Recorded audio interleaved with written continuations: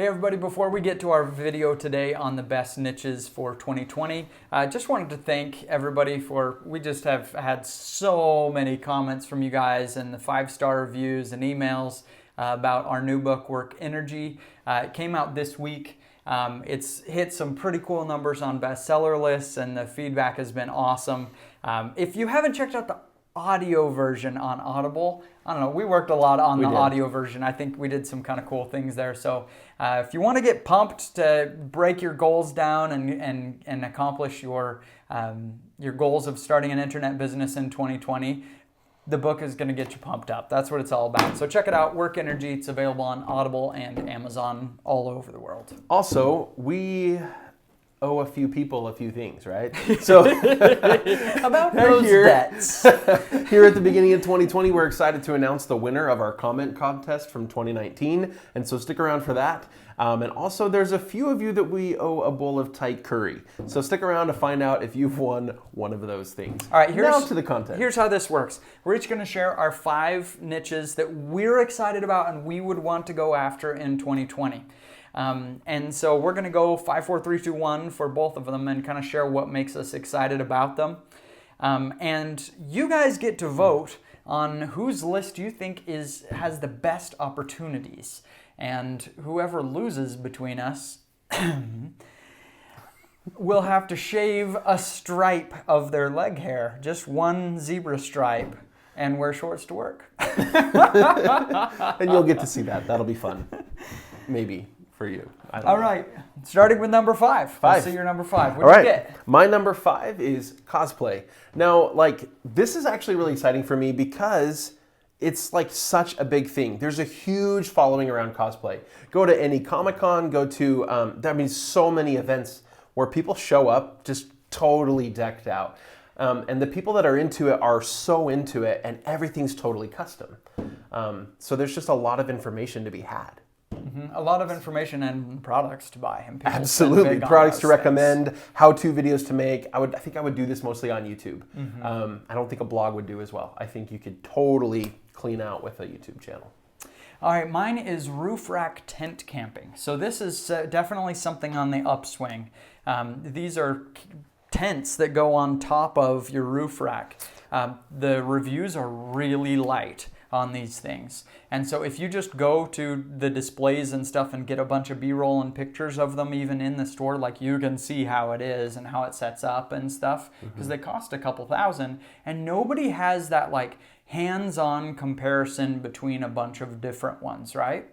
And so I feel like you could stand out really easy without buying anything and still be authentic because you can actually go try it, demonstrate it and stuff in stores. And I think that's what's super exciting is you can go to stores, you can go to any shows and stuff where, they're just going to lay out a whole bunch of these for you and you can just go and get a whole bunch of footage go to some expos. Day. Good point. It's going to do really, really well. So I think this could work on a blog or YouTube, and affiliate and lead gen is kind of the obvious play here, right?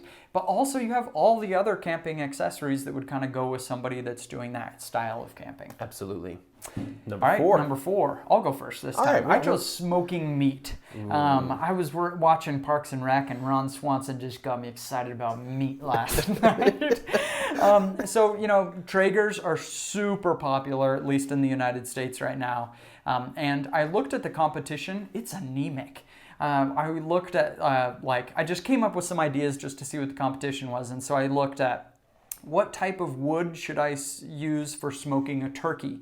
And there was one article and a bunch of forums and stuff on there. And I thought, man, how many people just searched that over Thanksgiving? Yep. And that was the result? That's a pretty cool sign. Plus, you have those reviews of several of them. Think about this. You're going to have to explain to your wife why you have to buy 5 smokers. This is awesome, right? And why you're going to have to test 5 smokers at the same time. We better try some ribs. I got to know how turkey does in all of them, and ribs, and brisket. And people would totally buy them online. They'll buy spices online, recipes, all kinds of stuff. It'll do well with ads. Yeah. The next one for me, number 4, was off-roading. And really, you could make a whole website about any specific aspect of off-roading. People making modifications to Jeeps. That alone is an industry that people get together around. In Moab, Utah, there's a convention of people that go off-roading on Jeeps. Like anytime that there's a tribe of people, you could make a site about it. I think a site about off-roading in general could do really well too. So you could go either direction.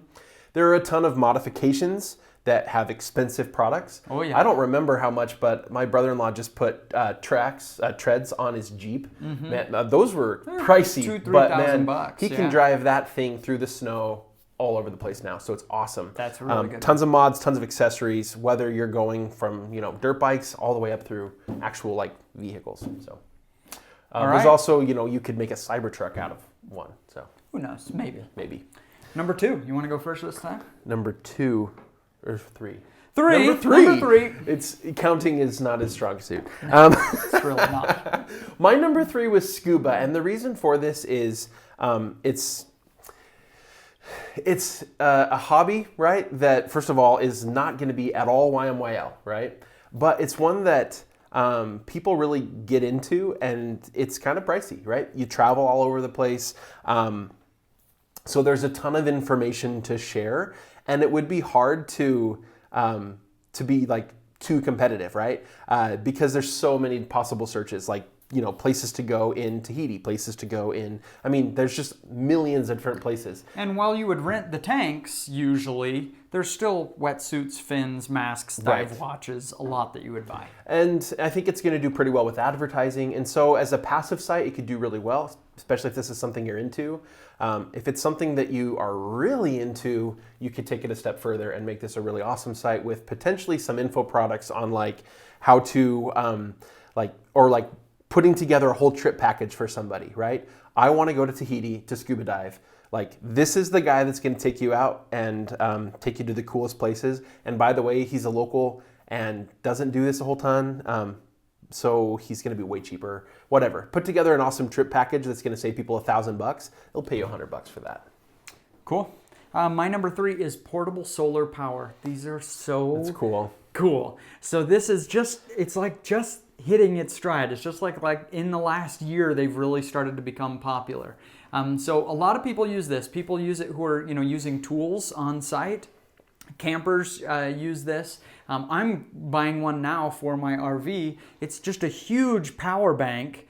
And you can power everything, a microwave, AC, major power tools, a full-size fridge for a long time. And then you can plug in solar panels to them so they last even longer. They cost about $1,000. There's some popular ones coming online like Titan, etc. But there are very few reviews because it's new. But new things are scary because it's, can be a gimmick, kind of a short-lived thing. I don't think anybody's going to say that solar power and solar power is going to... They're only getting better and better year and year. Well, and that's the thing is like it's part of a bigger trend, right? So even though like solar power banks for campers and stuff is new, it's part of that broader trend that's not going anywhere. Yeah, so I think that one you could just slay on affiliate. It's just a perfect affiliate recipe. All right, now number 2. Go for it, Jim. Okay, number 2, 3D printing. I bought my kids a 3D printer, and oh my goodness, I felt like an idiot the whole time I was searching for it because I didn't understand what people were talking about trying to read the reviews. I didn't really want to get into it. I just wanted to know which one to buy, and I want to just know how to use it to print some stuff with my kids. Right. I didn't want to become an enthusiast, and so all of the channels were saying stuff I didn't understand any of it. And so I think there's a ton of awesome content that could be put out with the beginner in mind. They can just explain things simply for simple minds of just how to use it. And now we have ours, and I can't figure out how to use the darn thing. Well, and I think that that's a super important point in virtually any niche that you're going into, is most people ignore the beginner, and most people ignore the person that they want to learn about it, but they don't want to become an expert. They're not going to become the serious enthusiast. Those people get ignored all the time, and that's where there's huge opportunity.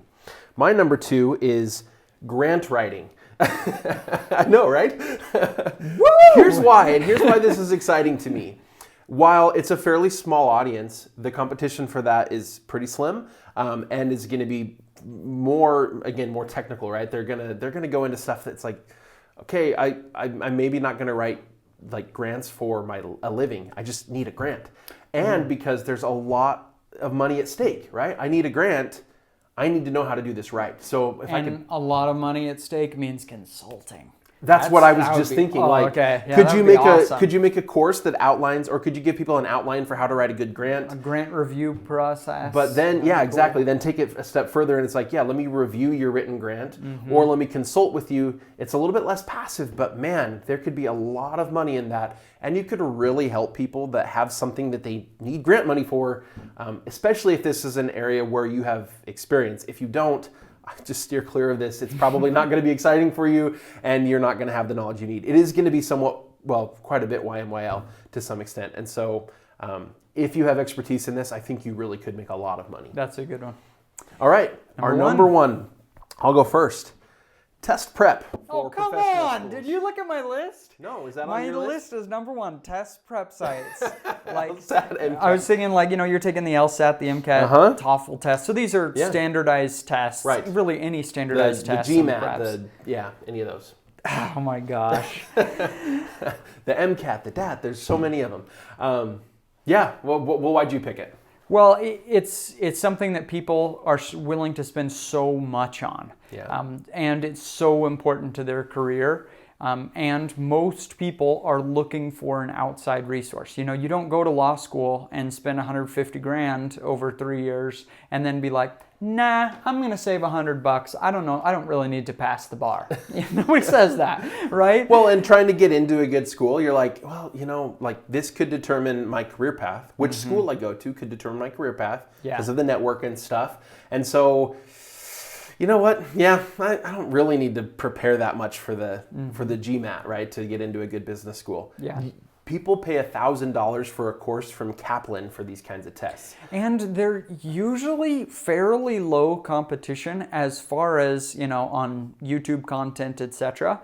Because there's just very few people who fit that mold. Right. Somebody who has passed the bar for lawyers in Florida and is now going to make a bar prep class for Florida on YouTube, you're just not going to find a lot of competition there. And I think that's a good point, is like for most people, it's going to make sense to focus on probably one test because, if you're a lawyer, you might talk about the LSAT and the bar, but you're probably only going to talk about one state.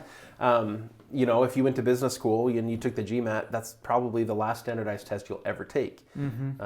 There's a lot. There's so many places you can go with this. People are willing to spend. It's just a perfect recipe for info products. So high five on number one. We were right. All right, we did a comment contest in 2019 that just everyone who left a comment on any video in 2019, your name just might be in one of these 3 envelopes, and I hope you live in New Zealand. Because, so we are either going to go visit you or we're going to pay for you to come visit us. And we're just going to work with you for a weekend on your site and get it up to speed and get things going for you. We did one last year with Carl, and it was super fun. Care to do the honors? The winner is Dan Chadney. He says he just joined the course and he loves it. So he's a member of Project 24. Cool. Dan Chadney. Dan Chadney. So email us at prize@incomeschool.com.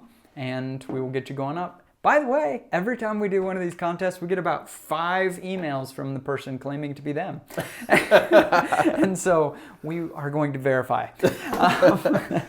Freddie, why don't you give us the list of who has won a free bowl of Thai curry? Yes, our 3 winners, Stephen Cruz, Cosmic Rhythm Productions, and Daydream into Reality. There you go. Again, email us at prize@incomeschool.com. We are going to verify that it's you, even though this one's just a bowl of Thai curry. But still, we're kind of into that whole verification thing. We verify everything. See you guys.